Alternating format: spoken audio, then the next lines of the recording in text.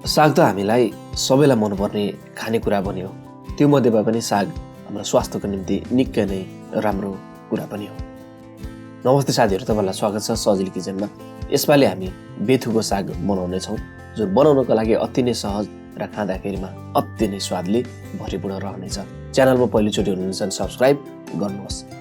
जसको लागि चाहिँ यो बेथुको साग, जसलाई मैले धोएर सफा गरेर राखिसकेको छु। अब बनाउनलाई एउटा भाँडामा तोरीको तेललाई राखिदिने। तेल राम्ररी तातियोस्। अलिकति सिङ्गो जिरा, थोरै अदुवा मसिनो काटेको, लसुनलाई पनि मसिनो काटेर राख्ने, अनि केही सुकेको खुर्सानीलाई राखेर राम्रोसँग मिलाएर चलाइदिने।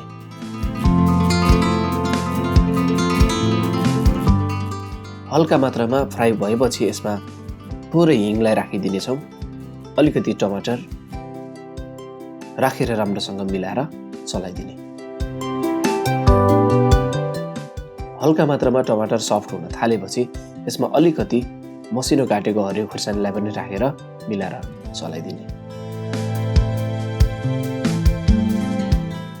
अब एकछिन पश्चात चाहिँ यसमा स्वाद अनुसारको नुनलाई राखिदिने अनि यसलाई पनि मिलाएर चलाइदिने। टमाटर पुरै सफ्ट हुनु पर्दैन, हल्का मात्रामा सफ्ट भइसकेको छ। अनि बेथुको सागलाई राख्ने।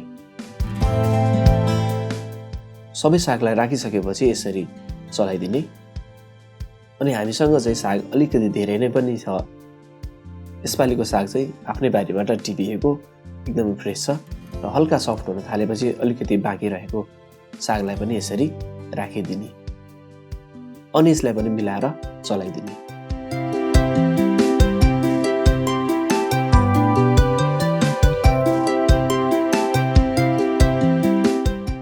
अब यो सागलाई चाहिँ जबसम्म पाक्दैन तबसम्म चलाउँदै बिचबिचमा पकाउँदै तयार गर्ने।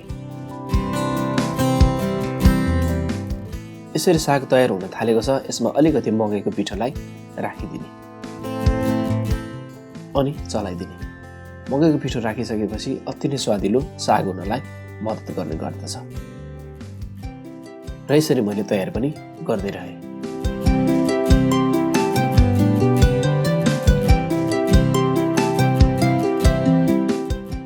बिचबिचमा यसरी चेक गर्दै चलाउने।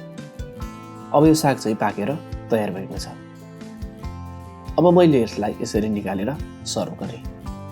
बनाउनको लागि अति नै सहज भएको र बेथुको साग अति नै स्वादले भरिपूर्ण जब यसलाई बनाएर खाइयो। आजको रेसिपी तपाईँहरूलाई कस्तो लाग्यो? यदि आजको रेसिपी मन पर्यो भने यो भिडियोलाई लाइक, सेयर, च्यानललाई सब्सक्राइब गर्नु भएको छैन भने सब्सक्राइब गरेर सपोर्ट गर्नलाई पनि नभुल्नुहोला। फेरि मिल्नेछौँ अर्को नयाँ र मिठो नेपाली रेसिपीहरूको साथमा।